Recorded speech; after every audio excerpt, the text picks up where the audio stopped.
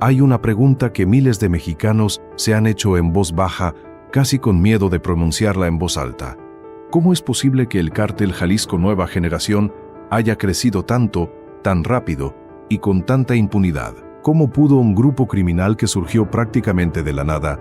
convertirse en una de las organizaciones delictivas más poderosas y temidas del planeta entero, mientras el gobierno mexicano miraba hacia otro lado? La respuesta, según documentos filtrados, testimonios de personas cercanas a las investigaciones y registros que nunca debieron salir a la luz, apunta siempre hacia el mismo lugar, hacia adentro, hacia los pasillos del poder, hacia las oficinas donde se toman las decisiones que afectan a millones de mexicanos. Suscríbete a este canal si quieres entender cómo se mueve realmente el poder en México, porque lo que vamos a revelar hoy no lo vas a encontrar en los noticieros de las televisoras, no lo van a mencionar en las conferencias mañaneras, y hay quienes preferirían que nunca saliera a la luz. El nombre de Nemesio Oseguera Cervantes, mejor conocido en el mundo del crimen organizado como el Mencho, se ha convertido en los últimos años en sinónimo de poder absoluto, violencia sin límites y una capacidad de corrupción que, según las investigaciones, llegó hasta niveles del gobierno que pocos se atreven a señalar públicamente. El Mencho no es un personaje de ficción, ni una leyenda urbana construida en los barrios más pobres de Jalisco. Es un hombre real, con una historia documentada, con una red de complicidades que se tejió durante años, con paciencia y con dinero,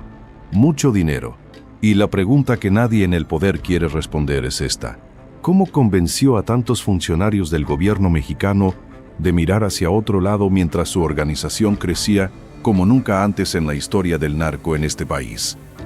¿Alguna vez has sentido que la historia que te contaron no termina de cuadrar? ¿Que cuando ves las noticias sobre operativos, detenciones y supuestos golpes al crimen organizado, algo en tu interior te dice que no te están contando todo? Que hay una versión que alguien en algún lugar se esfuerza muchísimo por mantener oculta. En unos minutos vas a entender exactamente por qué esa sensación no es paranoia ni desconfianza sin fundamento. Es intuición. Y hoy, esa intuición va a encontrar evidencia.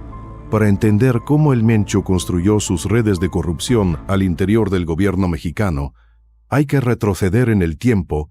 y entender de dónde vino este hombre. Hay que comprender cómo aprendió a moverse en las sombras del poder, por qué los mecanismos que debían detenerlo nunca funcionaron cuando más se necesitaban, y cuál fue la lógica detrás de cada decisión que tomó en su camino hacia la cúspide del crimen organizado. Porque el Mencho no llegó a donde llegó por accidente. Cada paso que dio, cada alianza que construyó, cada funcionario que corrompió, fue parte de un plan que se fue refinando con el tiempo y con la experiencia acumulada en años de operar en uno de los entornos más peligrosos y más complejos del mundo. Nemesio Oseguera Cervantes nació en Michoacán en 1966, en una familia sin recursos, en una región donde el narco siempre ha sido una salida, una alternativa, una forma de sobrevivir que el Estado nunca supo combatir con algo más que discursos y promesas vacías. Desde joven mostró una inteligencia particular para los negocios, una capacidad para leer a las personas, para identificar sus debilidades, para saber cuándo presionar y cuándo esperar. Esas habilidades que en otro contexto podrían haber servido para construir una empresa legítima o una carrera política respetable, las puso al servicio del crimen organizado. Y el resultado fue devastador para millones de mexicanos que vivieron y viven en los territorios donde el CYNG opera. Durante años trabajó dentro de otras organizaciones criminales, aprendiendo las reglas del juego desde adentro, acumulando contactos en distintos niveles de la cadena delictiva, ganándose una reputación de hombre que cumple su palabra cuando el trato es conveniente y que no perdona cuando siente que lo traicionaron. Fue parte del cartel del milenio. Tuvo contacto con diversas organizaciones de la época dorada del narco mexicano y eventualmente terminó construyendo su propia organización con una visión y una ambición que sus predecesores en el mundo del crimen organizado nunca habían demostrado de manera tan explícita y tan sistemática. Cada etapa de esa trayectoria fue una lección que fue asimilando con cuidado meticuloso. Y la más importante, según fuentes cercanas a las investigaciones federales, fue esta: en México, el crimen organizado no puede sobrevivir sin la complicidad del Estado, no como negocio a gran escala, no como estructura de poder territorial permanente. Para operar en grande, para mover las cantidades de dinero y de droga que el CNG mueve, necesitas tener a alguien adentro. Y el Mencho fue un alumno ejemplar en esa escuela que el sistema mexicano mismo construyó durante décadas de negligencia e impunidad. Cuando el Cártel Jalisco Nueva Generación emergió formalmente como organización independiente, lo hizo con una velocidad y una brutalidad que sorprendieron incluso a los analistas más experimentados en temas de seguridad nacional e internacional. En cuestión de meses, el CNG pasó de ser un grupo regional con presencia limitada a controlar rutas, plazas y mercados que antes pertenecían a otras organizaciones con décadas de historia y de presencia territorial consolidada. Esa expansión no se explica únicamente por la violencia, aunque la violencia fue una herramienta que usaron sin ningún reparo y con una intensidad que dejó una huella de sangre a lo largo de varios estados de la República. Se explica, según documentos filtrados, que han llegado a manos de periodistas y organizaciones de derechos humanos, por algo mucho más sofisticado. Una estrategia deliberada de penetración institucional que comenzó desde los eslabones más bajos de la cadena gubernamental y fue subiendo escalón por escalón, hasta llegar a niveles que hoy siguen siendo imposibles de nombrar públicamente, sin consecuencias muy serias para quienes se atreven a hacerlo.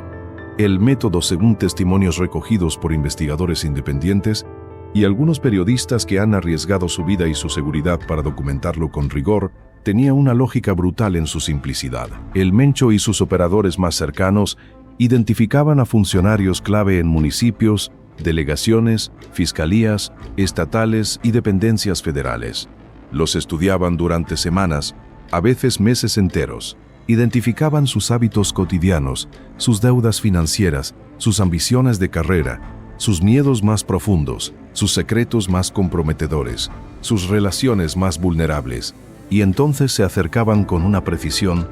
que solo es posible cuando tienes información previa y detallada sobre tu objetivo. Primero con una propuesta de negocios disfrazada de oportunidad legítima que cualquier persona en el sistema podría racionalizar como parte del funcionamiento normal de las cosas. Luego, si eso no funcionaba, con algo que en el argot del crimen organizado se llama la plata o el plomo, pero lo que pocos saben, lo que los documentos filtrados revelan con una precisión que resulta perturbadora, es que el Mencho rara vez necesitaba llegar al plomo, porque su inteligencia para leer a las personas le permitía identificar casi siempre a quienes ya estaban dispuestos a doblar, a quienes el sistema había dejado tan abandonados, tan frustrados, tan endeudados o tan llenos de ambición sin salida que la oferta del cartel era simplemente irresistible. Dentro de un momento te voy a mostrar el detalle que lo cambia todo.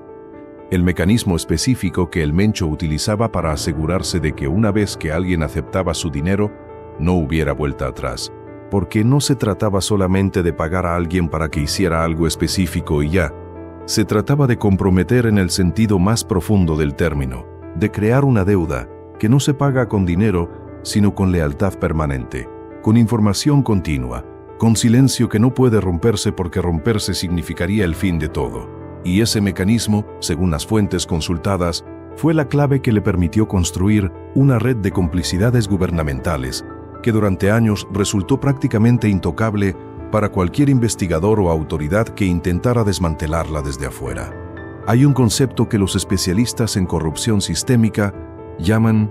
el punto de no retorno. Es el momento exacto en que un funcionario deja de ser un colaborador ocasional del crimen organizado para convertirse en parte estructural del mismo. Ese momento, según los investigadores que han estudiado este fenómeno durante años, con una dedicación que merece reconocimiento, es cuando el cartel ya no necesita pagar más al funcionario, porque el funcionario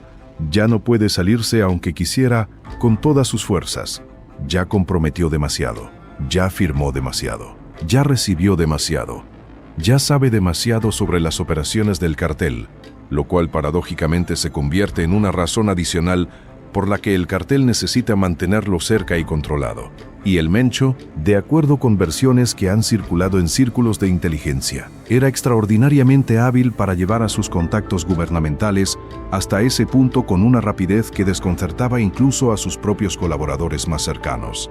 El mecanismo funcionaba según estas fuentes de la siguiente manera detallada. El primer contacto siempre era indirecto, nunca comprometedor en apariencia. Nunca el propio Mencho, nunca sus operadores más visibles ni más conocidos por las autoridades. Siempre alguien que parecía un empresario exitoso,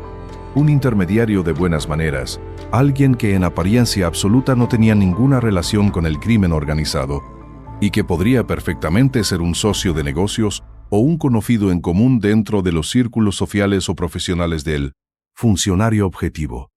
Ese primer contacto ofrecía algo concreto y aparentemente inocente, un contrato de obra, una licitación amañada de manera sutil, una comisión por facilitar un trámite administrativo que de otra manera tardaría meses.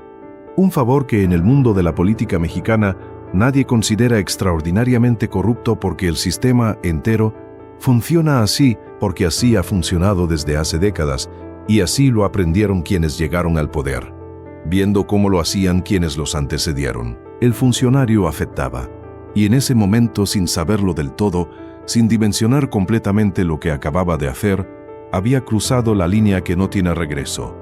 La segunda fase era la documentación sistemática e implacable. El cartel, con una meticulosidad que resulta escalofriante para cualquier persona que comprenda sus implicaciones reales, documentaba cada transacción sin excepción, cada reunión registrada desde ángulos múltiples, cada comunicación grabada con equipos de alta calidad, guardaba registros minuciosos de todo,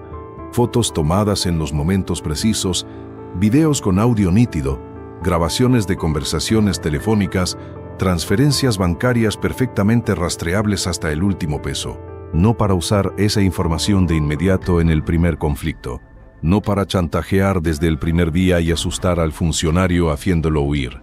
sino para tenerla guardada en un lugar seguro y accesible, para que el funcionario supiera en algún momento de la relación, cuando ya era demasiado tarde, para dar marcha atrás, que existía esa documentación comprometedora, que estaba guardada en algún lugar que él no podía localizar ni destruir, que podía salir a la luz en cualquier momento si la relación se complicaba o si el funcionario intentaba distanciarse de la organización o, peor aún para sus intereses, cooperar con alguna investigación de autoridades mexicanas o extranjeras. Esa documentación era la cadena invisible, la correa con la que el Mencho mantenía a sus contactos gubernamentales atados de manera permanente e irrompible a su organización y a sus intereses. Y según testimonios de personas que estuvieron cerca de estas operaciones y que eventualmente decidieron hablar, esa estrategia funcionó en docenas de casos documentables a lo largo de los años que el CAENG estuvo construyendo su imperio de poder e influencia. Ya estamos a punto de llegar a la parte que casi nadie menciona cuando habla del CGNG, porque hasta aquí lo que hemos descrito es una forma de corrupción que, si bien es profundamente grave y merece toda la atención y la indignación que genera, no resulta completamente sorprendente en el contexto de la historia reciente de México. La corrupción entre el narco y los funcionarios locales y estatales está documentada desde hace décadas. Es una llaga que el país conoce bien, aunque muchos prefieran no mirarla de frente. Lo que hace diferente el caso del CGNG, lo que hace genuinamente distinta y sin precedentes la estrategia de El Mencho,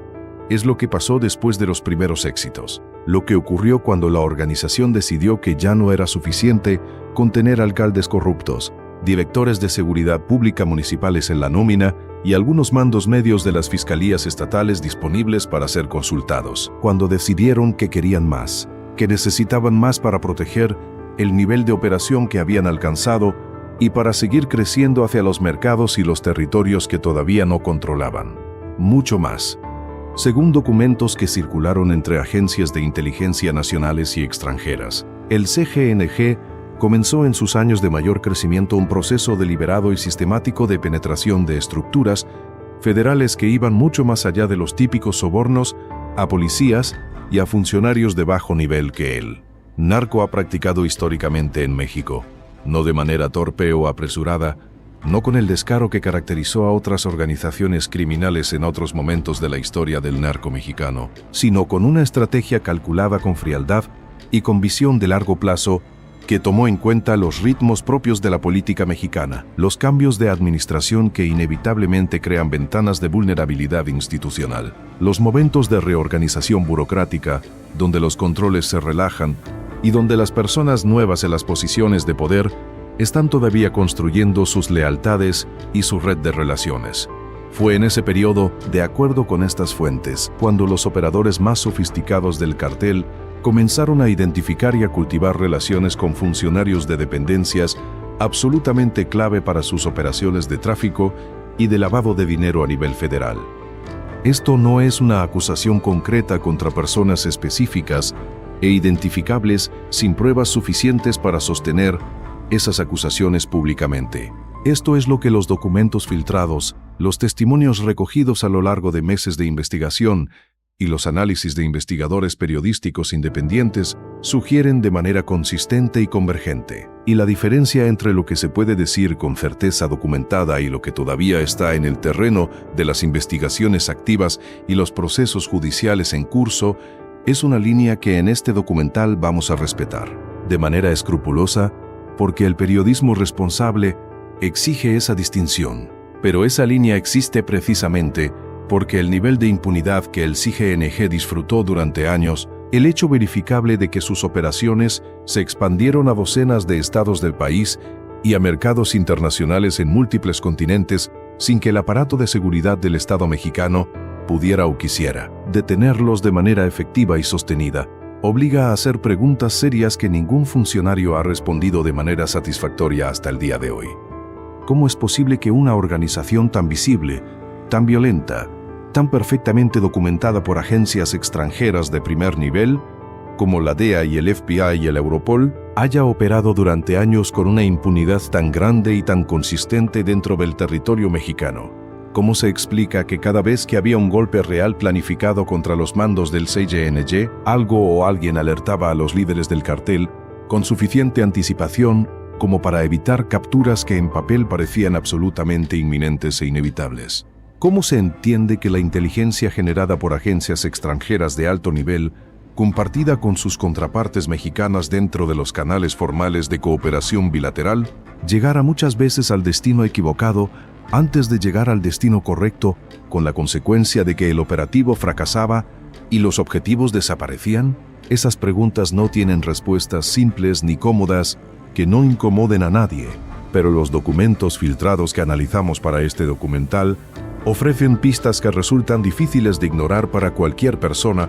que las lea con atención y con la honestidad intelectual de seguir la evidencia, hasta donde lleva, independientemente de hacia dónde apunte, para comprender a cabalidad el alcance real de lo que el Mencho construyó. Es necesario hablar de algo que los análisis superficiales sobre el CIGNG generalmente eluden porque resulta incómodo e inconveniente para ciertas narrativas: el papel del dinero no solamente como herramienta de corrupción directa y personal, sino como instrumento de poder político en el sentido más amplio y más sistémico de la palabra. Las estimaciones sobre los ingresos anuales del cártel Jalisco Nueva Generación varían dependiendo de la fuente consultada y de la metodología utilizada para calcularlos, pero los rangos que manejan las agencias de inteligencia más serias que han trabajado este tema de manera sostenida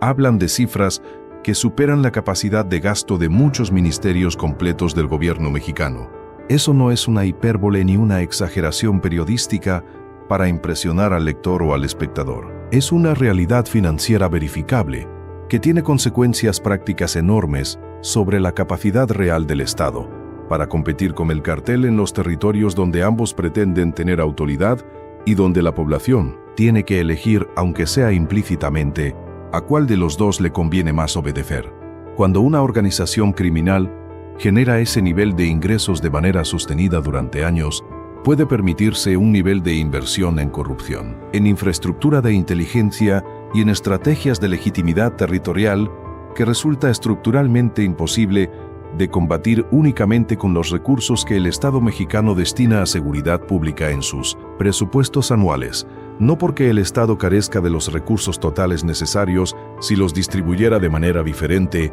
y con mayor integridad, sino porque una parte significativa de esos recursos pasa por manos que tienen compromisos con las mismas organizaciones que supuestamente se combaten con esos recursos. Es el problema clásico e irresoluble de intentar apagar un incendio con el agua que el propio incendio ha contaminado desde antes de que alguien decidiera usar esa agua para combatirlo. Los investigadores que han analizado con mayor profundidad los flujos financieros del CGNG señalan patrones que resultan particularmente reveladores cuando se analizan en conjunto. Una parte del dinero del cartel, según estas fuentes con acceso a la información relevante, se mueve a través de lo que podría llamarse el circuito político electoral mexicano. Llega a campañas políticas a través de múltiples capas de intermediación que hacen difícil rastrear su origen. Llega a estructuras de partido que necesitan recursos para operar en territorios donde el financiamiento público es insuficiente para cubrir todos los gastos reales de la actividad política. Llega a operadores electorales locales que garantizan ciertos resultados en ciertos municipios donde el cartel tiene intereses específicos y concretos que proteger. Ese dinero compra no solamente votos en el sentido más vulgar y más visible del término. Compra legitimidad institucional. Compra la tranquilidad de tener en posiciones de autoridad formal a personas que comparten el interés en que ciertas investigaciones no avancen, en que ciertos operativos se ejecuten en los momentos y en los lugares equivocados, en que la presencia del Estado en territorios controlados por el cartel sea decorativa y simbólica más que funcional y efectiva. Existe otro elemento de la estrategia del CINC que merece atención especial y que generalmente queda fuera de las narrativas más comunes sobre este cartel cuando se discute en los medios de comunicación y en los foros académicos. El Mencho y sus asesores más cercanos entendieron desde relativamente temprano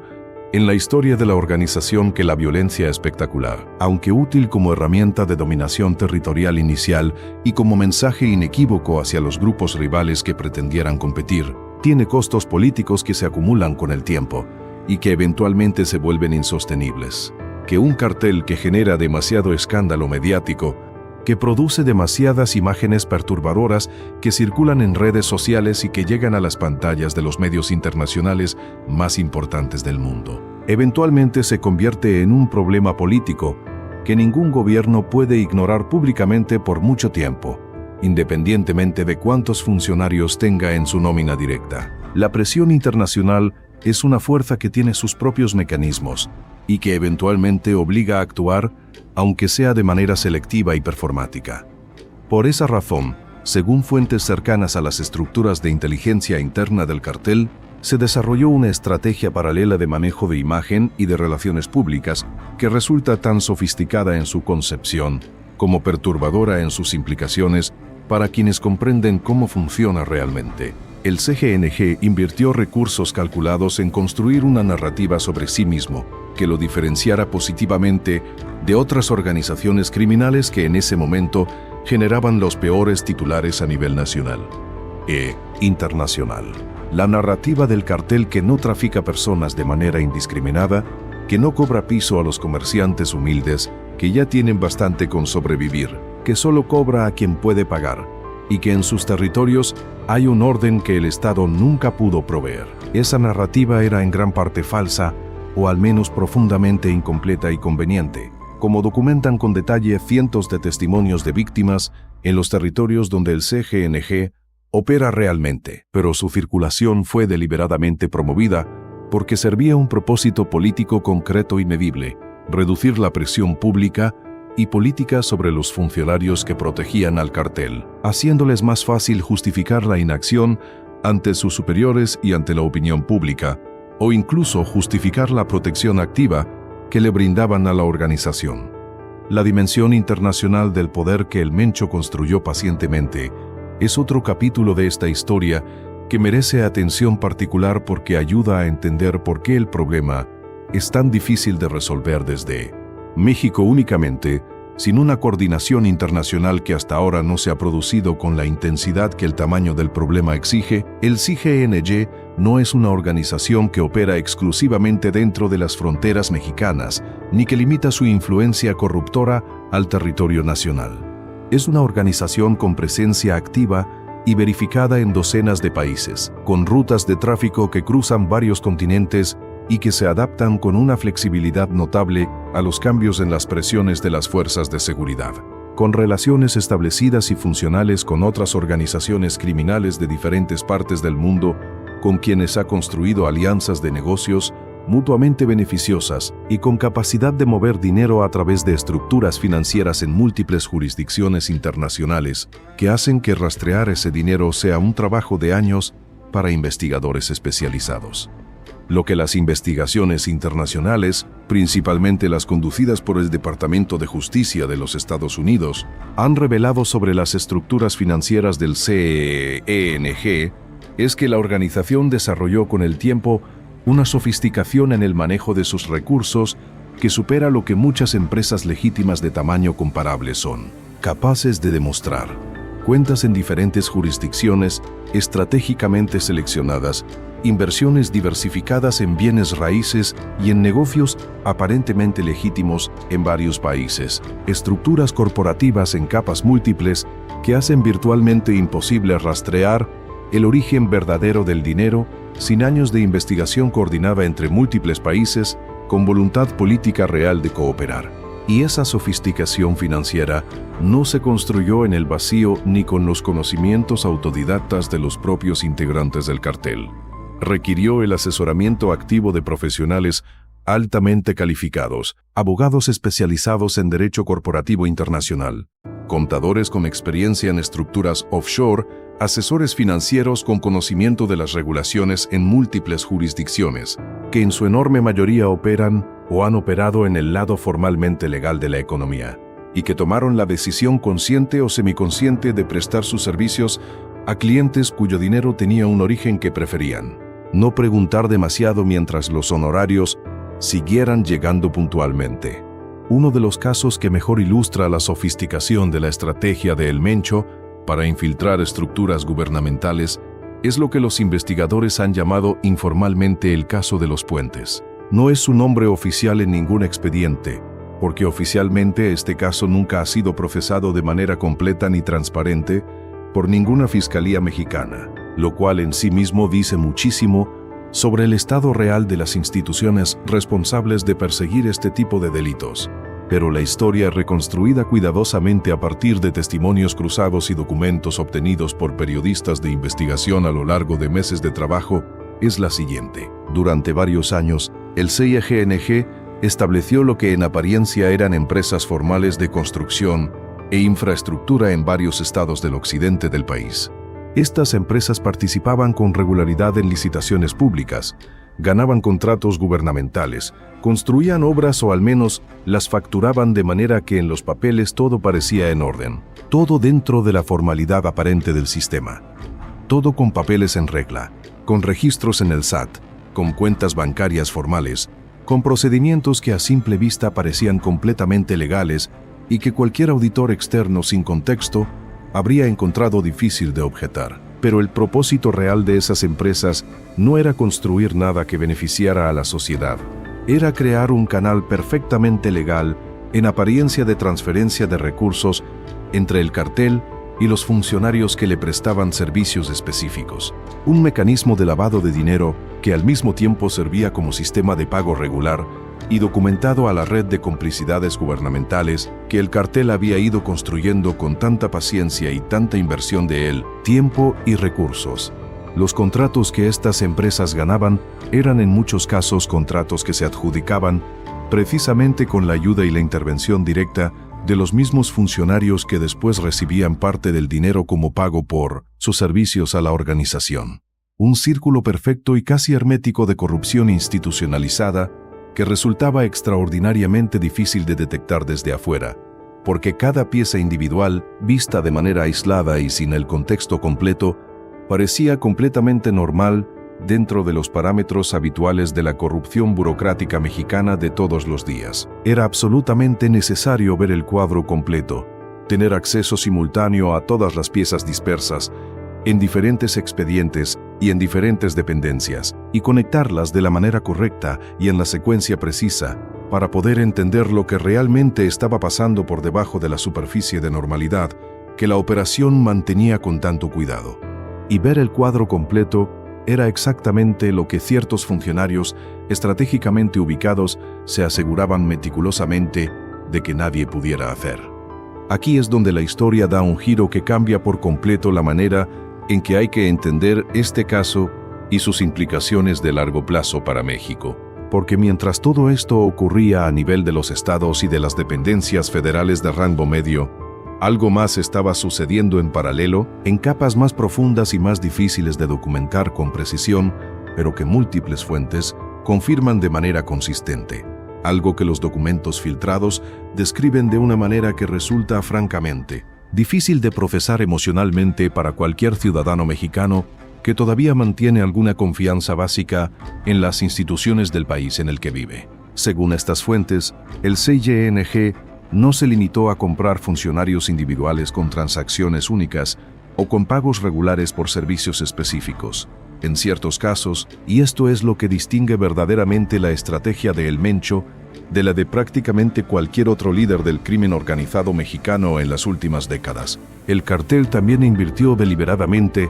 y con visión de largo plazo en la construcción de carreras políticas completas desde sus etapas más tempranas. Identificaron a personas jóvenes y ambiciosas, con capacidad demostrable, con un perfil que los hacía candidatos naturales a posiciones de influencia dentro de las estructuras del sistema político o de la burocracia gubernamental,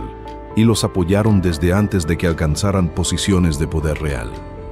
Con recursos financieros que llegaban a través de canales que hacían virtualmente imposible rastrear su origen verdadero, con redes de contactos que de repente se abrían de maneras que a los propios beneficiarios les resultaba inexplicable, pero que no preguntaban demasiado porque los resultados eran convenientes, con favores que en la política mexicana tienen un valor que ningún precio nominal puede medir con exactitud,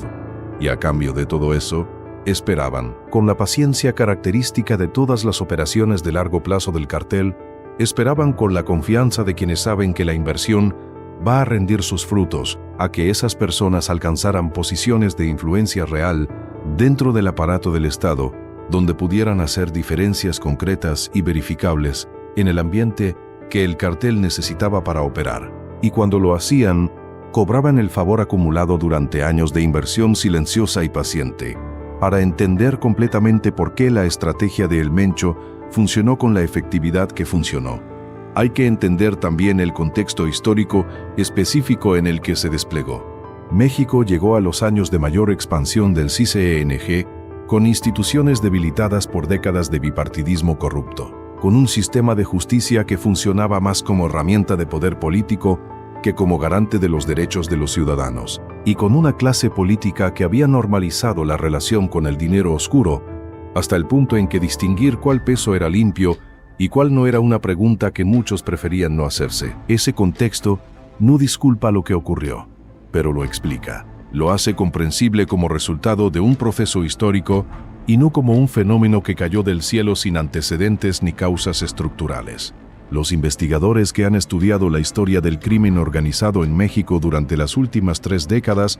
coinciden en señalar un patrón que se repite con una regularidad perturbadora. Cada vez que el Estado mexicano logra debilitar a una organización criminal lo suficiente como para que deje de ser el principal problema de seguridad del país, el vacío de poder que se genera no lo llena el Estado, sino otra organización más joven, más brutal y con frecuencia más sofisticada que la anterior. El debilitamiento de los grandes cárteles históricos no produjo un México más seguro, produjo un México más fragmentado, más violento en sus expresiones cotidianas, y con organizaciones criminales que aprendieron las lecciones de los que cayeron antes que ellas y que ajustaron sus estrategias en consecuencia. El CYNG es el producto más acabado de ese proceso de aprendizaje acumulado del crimen organizado mexicano. Es la organización que mejor entendió qué errores cometieron los que la precedieron y que con mayor disciplina evitó repetirlos. El primer error que El Mencho identificó en sus predecesores fue la visibilidad excesiva. Los capos de generaciones anteriores construyeron un estilo de vida y una imagen pública que los convertía en blancos fáciles de identificar, de vigilar y eventualmente de capturar o eliminar. La ostentación era parte del negocio, porque servía para consolidar el estatus dentro de la organización y para señalar el poder hacia afuera. Pero también era una vulnerabilidad enorme que las agencias de inteligencia podían explotar de maneras que resultaban enormemente efectivas. El Mencho eligió una estrategia diferente desde el principio. Optó por la invisibilidad tanto como le fue posible mantenerla dado el tamaño y la visibilidad de la organización que construyó.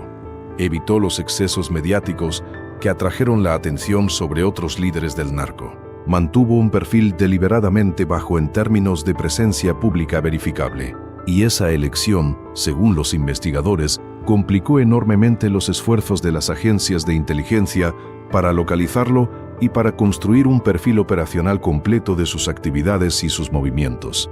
El segundo error que identificó fue la dependencia excesiva de la lealtad personal no estructurada. Los cárteles de generaciones anteriores funcionaban en gran medida sobre la base de lealtades personales hacia el líder y hacia los mandos directos. Lealtades que eran genuinas mientras el líder estaba en posición de ejercer su autoridad y de proveer los beneficios que hacían conveniente esa lealtad, pero que se evaporaban rápidamente cuando el líder caía o cuando las circunstancias cambiaban. El Mencho buscó, con resultados variables pero con una consistencia notable, institucionalizar la organización en un sentido más formal. Crear estructuras que tuvieran vida propia más allá de las personas que las ocupaban en un momento dado.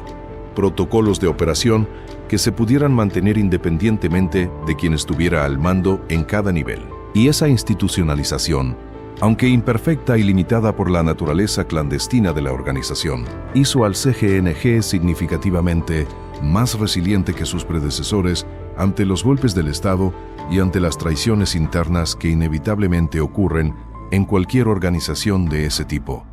El tercer error que el Mencho identificó fue quizás el más importante para el propósito de este documental: la corrupción desordenada y sin estrategia. Los cárteles anteriores corrompían de manera oportunista, reactiva y sin una visión de largo plazo sobre qué funcionarios eran más valiosos para sus intereses y cómo mantener esa relación a lo largo del tiempo de manera que fuera sostenible y predecible. El CGNG, bajo la conducción de El Mencho, cambió ese paradigma de manera radical. Convirtió la corrupción de una actividad táctica y oportunista en una función estratégica central de la organización,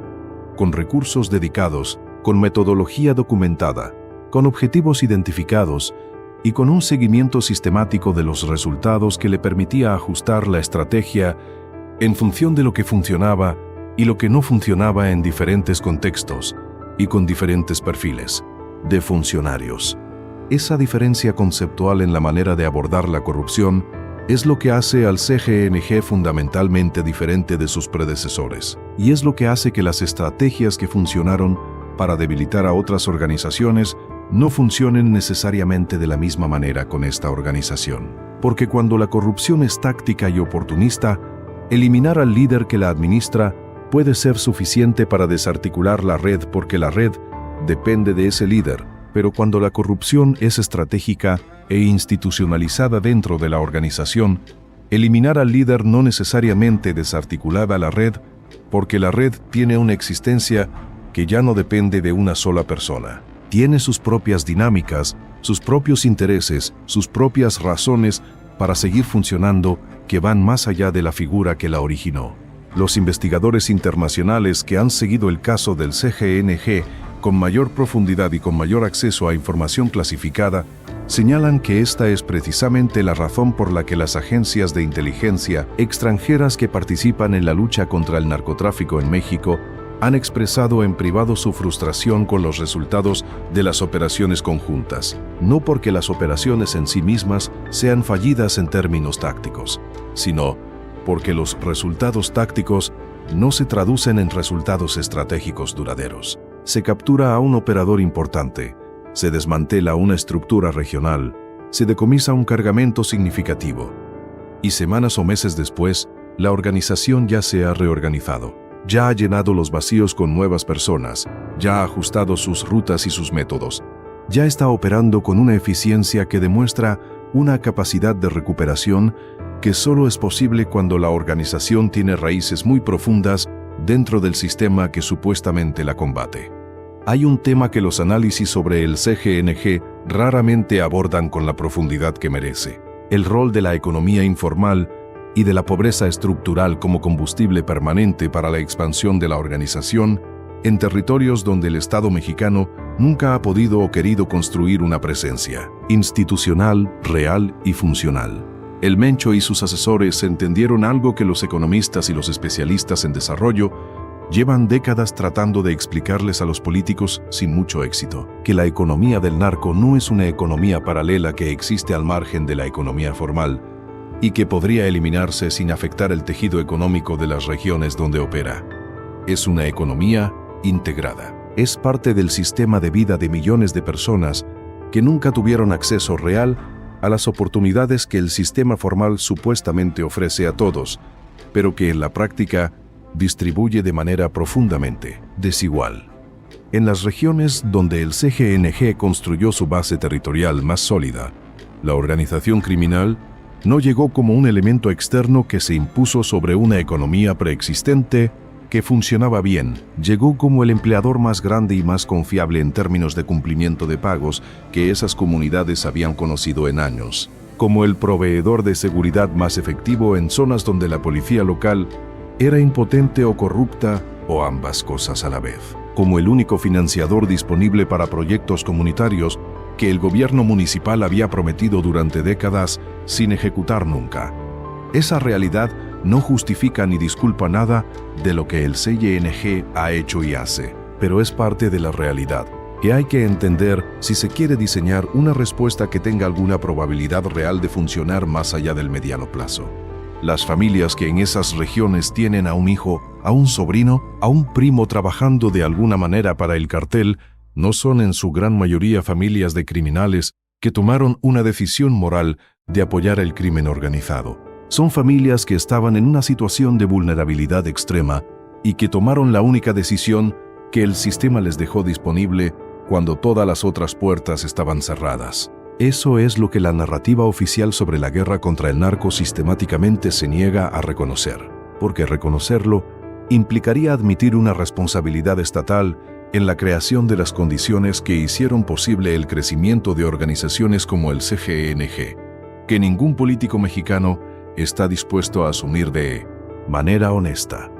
La investigación que sustenta este documental duró meses. Involucró a periodistas, a investigadores independientes, a analistas con acceso a información que normalmente no circula en los canales públicos. Costó esfuerzos que sería largo describir aquí y que en algunos momentos pusieron en riesgo real la seguridad de personas que creyeron que contar esta historia valía el riesgo. Y al final de ese proceso, la conclusión más importante que emerge no es sobre el Mencho específicamente ni sobre el CANG como organización.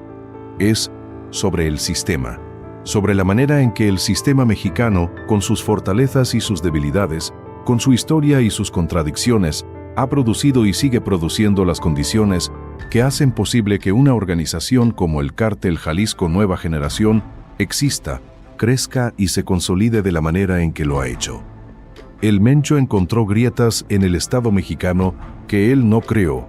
Las grietas ya estaban ahí, producidas por décadas de corrupción normalizada, de abandono institucional de regiones enteras del país, de un sistema político que distribuía el poder y la protección en función de lealtades y de conveniencias y no de principios o de la ley. Lo que el Mencho hizo, con toda la frialdad y la inteligencia que lo caracterizan, según quienes lo conocieron de cerca, fue identificar esas grietas con precisión y explotarlas de manera sistemática y con una eficiencia que resultó devastadora para las instituciones y para la sociedad. Pero quienes abrieron esas grietas en primer lugar no fueron los narcos.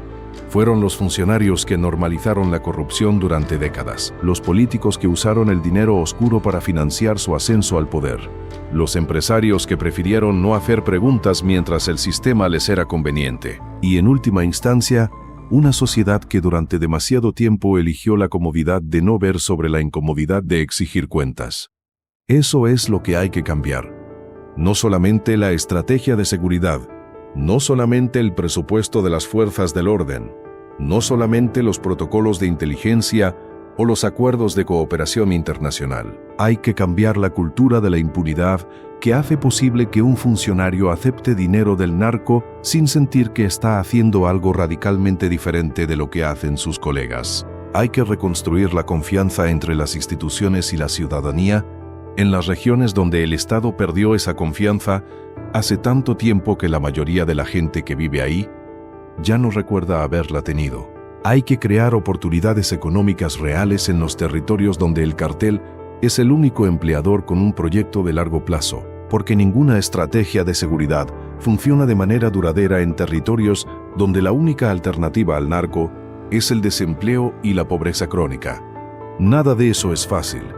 Nada de eso se hace con un operativo, ni con una conferencia de prensa, ni con un cambio de administración. Todo eso requiere tiempo, recursos, voluntad política sostenida y, sobre todo, la honestidad colectiva de reconocer que el problema es más profundo y más sistémico de lo que la versión oficial ha estado dispuesta a admitir. Pero esa honestidad es exactamente el punto de partida sin el cual ninguna solución real es posible. Y ese punto de partida es lo que este documental, y todos los que vendrán después de este, intenta contribuir a construir: un espacio donde las preguntas incómodas se hacen con el rigor y la responsabilidad que merecen, donde la evidencia habla, aunque incomode a quienes preferirían que se quedara callada, donde la sociedad mexicana pueda encontrar información que le ayude a entender el país en que vive y a exigir el país que merece. Eso es lo que nos trajo hasta aquí hoy. Eso es lo que nos va a traer de vuelta la próxima vez. Y esa promesa, que es la única que este canal puede hacerte con completa certeza, es la razón por la que vale la pena quedarse, suscribirse, activar la campanita y ser parte de esta comunidad que cree que estar informado es la primera condición para estar libre. Hay un aspecto de esta historia que merece atención especial porque toca algo que raramente se analiza en los documentales sobre el narco mexicano: la manera en que el CIG bajo la dirección de El Mencho transformó la relación entre el crimen organizado y la tecnología. No estamos hablando únicamente de las armas cada vez más sofisticadas que el cartel ha adquirido y desplegado, aunque ese es un elemento que las fuerzas de seguridad señalan como uno de los factores que más ha complicado los enfrentamientos directos. Estamos hablando de algo más profundo y más difícil de combatir: el uso sistemático de la tecnología como herramienta de inteligencia, de comunicación encriptada, de vigilancia y de operación financiera que ha permitido a la organización mantener una eficiencia operacional que no guarda ninguna relación con la imagen popular del narco, como fenómeno fundamentalmente primitivo y violento. El CGNG, según fuentes con conocimiento de sus operaciones internas, fue una de las primeras organizaciones criminales mexicanas en adoptar de manera sistemática herramientas de comunicación encriptada que hacían prácticamente imposible la interceptación de sus comunicaciones internas por parte de las agencias de inteligencia. En un periodo donde las fuerzas de seguridad mexicanas y sus contrapartes extranjeras seguían dependiendo en gran medida de la interceptación de comunicaciones como fuente primaria de inteligencia operacional, esta adopción temprana de tecnología de comunicación segura le dio al CGNG una ventaja táctica significativa que tardó años en ser parcialmente compensada por el desarrollo de nuevas capacidades de inteligencia por parte del Estado. Pero más allá de las comunicaciones, el cartel también adoptó tecnología financiera de maneras que complicaron enormemente los esfuerzos de rastreo de sus recursos. La adopción de criptomonedas como herramienta de lavado de activos fue documentada por investigadores financieros antes de que la mayoría de los analistas de seguridad la hubieran identificado como una amenaza real. Las transacciones en criptomonedas, combinadas con las estructuras corporativas en múltiples jurisdicciones que ya mencionamos antes, crearon una arquitectura financiera de una opacidad que los investigadores describen como genuinamente difícil de penetrar, incluso con los recursos tecnológicos de las agencias de inteligencia más avanzadas del mundo. Esta sofisticación tecnológica no surgió de la nada ni fue desarrollada internamente por personas autodidactas. Requirió, como prácticamente todo lo demás que el CING construyó, la incorporación de talento externo, personas con formación técnica especializada que encontraron en el cartel un empleador dispuesto a pagar salarios que ninguna empresa legítima en México podría igualar por el tipo de trabajo que pedían. Esa capacidad del cartel para atraer talento técnico del mercado formal es otro de los elementos que complica el análisis simplista que presenta al crimen organizado como algo que puede separarse de manera limpia del resto, de la economía y de la sociedad mexicanas. existe también la dimensión humana de esta historia que los documentales sobre el narco frecuentemente pierden cuando se concentran únicamente en las estructuras, las estrategias y las cifras. La dimensión de las personas que quedaron atrapadas en el camino que el Mencho y el CNG trazaron en su expansión. Los funcionarios que empezaron con pequeñas concesiones, que pensaron que controlarían y que terminaron sin ningún control sobre lo que habían metido en sus vidas. Los ciudadanos de las comunidades donde el cartel construyó su base territorial, que viven en una realidad donde la elección de a quién obedecer no es una elección abstracta, sino una decisión cotidiana con consecuencias muy concretas. Los periodistas que intentaron contar esta historia y que pagaron precios que ninguna noticia debería costar. Los investigadores y los agentes de inteligencia que trabajaron con honestidad para desmantelar lo que el Mencho construyó y que enfrentaron la frustración de ver su trabajo saboteado desde adentro de las mismas instituciones donde operaban. Esa dimensión humana es la que da peso real a todo lo que hemos estado analizando en términos estructurales y estratégicos a lo largo de este documental. No son abstracciones, son vidas, son familias que fueron afectadas de maneras que no siempre aparecen en los reportes de las agencias de inteligencia ni en las estadísticas de seguridad que los gobiernos presentan para demostrar que están haciendo su trabajo y mantener presente esa dimensión humana mientras se analiza la frialdad estratégica con la que el Mencho construyó su red de complicidades y de poder es esencial para no perder de vista lo que realmente está en juego en esta historia. Lo que está en juego no es únicamente la captura de un líder criminal por poderoso que sea, ni el desmantelamiento de una organización por extensa que sea su red. Lo que está en juego es el tipo de país que México va a ser en las próximas décadas. Si va a ser un país donde el Estado recupera la capacidad de garantizar los derechos fundamentales de sus ciudadanos en todo su territorio, o si va a ser un país donde esa capacidad sigue siendo fragmentada y condicional, donde en ciertas regiones el poder real lo ejerce una organización criminal que compró la impunidad con dinero que debería estar en manos de quienes lo generaron. Esa elección no la va a hacer ningún operativo militar. La va a hacer la sociedad mexicana a través de sus decisiones políticas, de su exigencia de transparencia y rendición de cuentas, y de su disposición a mirar de frente lo que los documentos filtrados, los testimonios de las fuentes y la realidad verificable de lo que ocurre en su país le están mostrando. La historia de El Mencho y del cártel Jalisco Nueva Generación no es únicamente una historia de crimen organizado.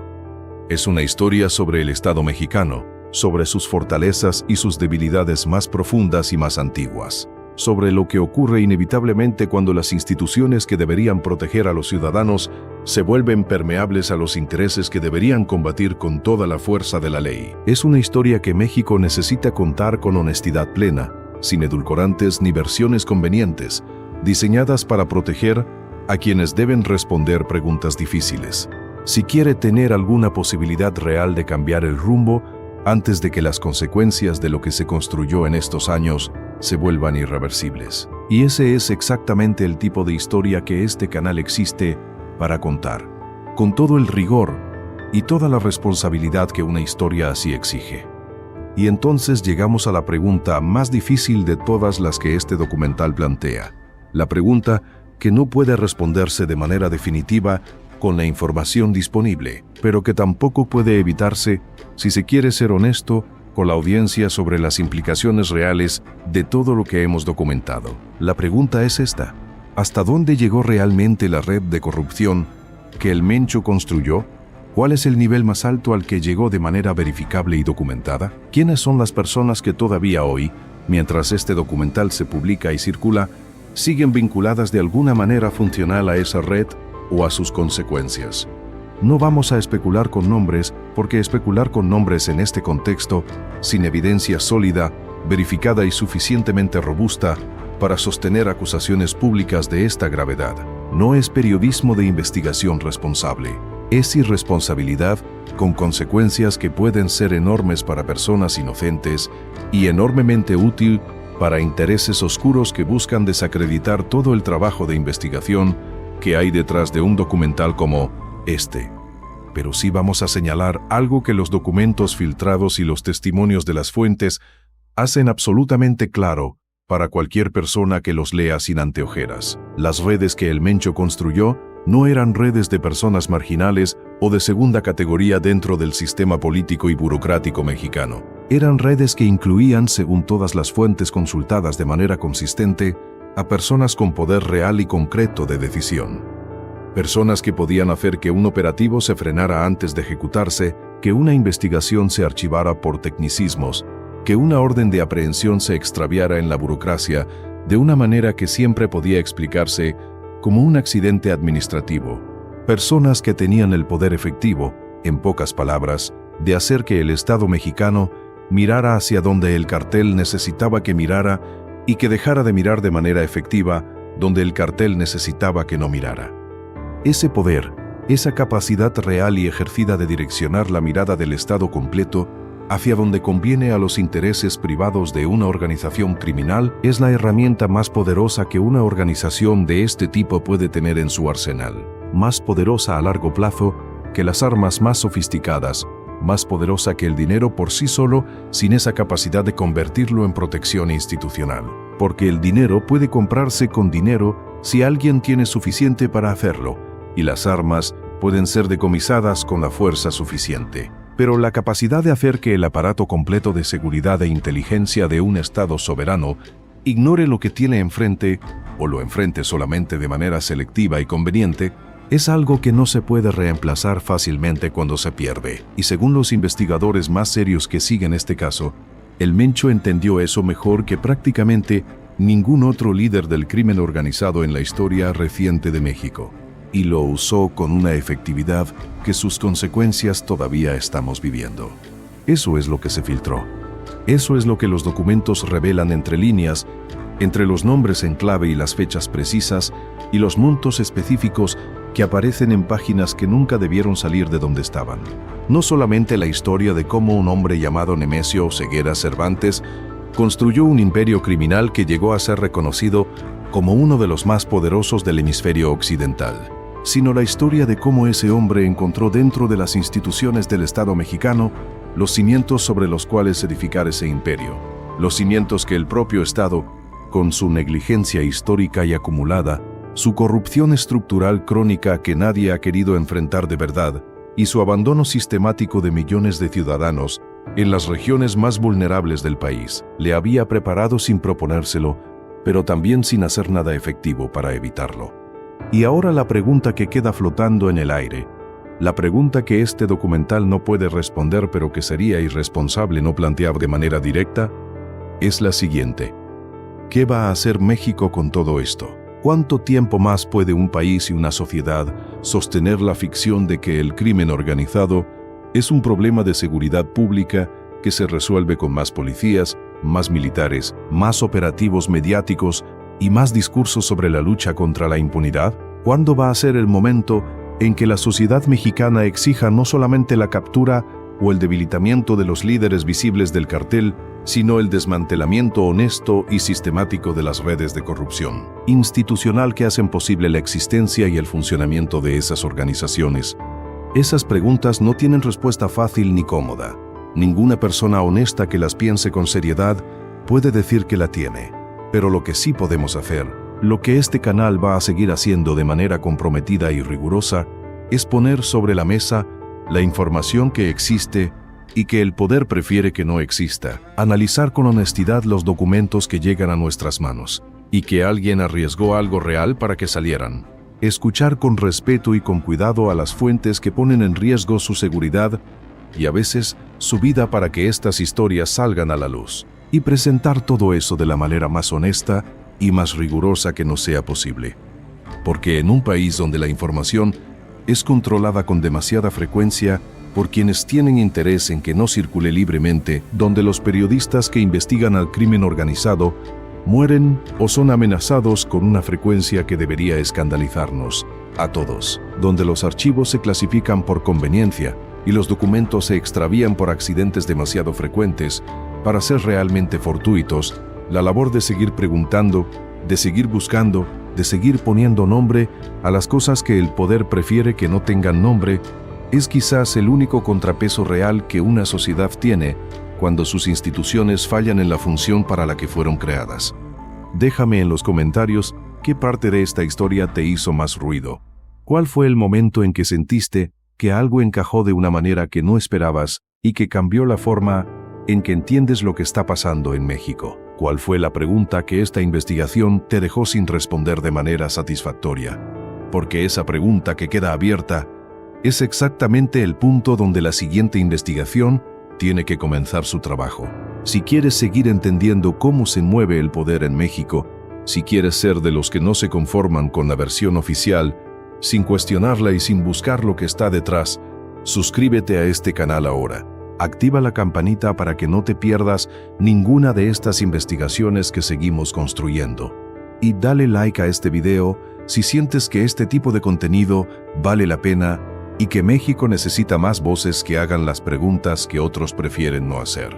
Porque, al final del día, y esto es lo más importante que puedo dejarte de este documental, la mejor defensa que tiene una sociedad contra la corrupción sistémica y contra el crimen organizado de alto nivel no son los operativos militares espectaculares ni las declaraciones de los funcionarios en la conferencia de prensa del día siguiente. Es la información, es el conocimiento, es la capacidad de los ciudadanos de entender lo que está pasando realmente en su país, más allá de la versión conveniente, y de exigir respuestas que vayan más allá de los titulares cómodos y de los espectáculos mediáticos diseñados para dar la impresión de que alguien,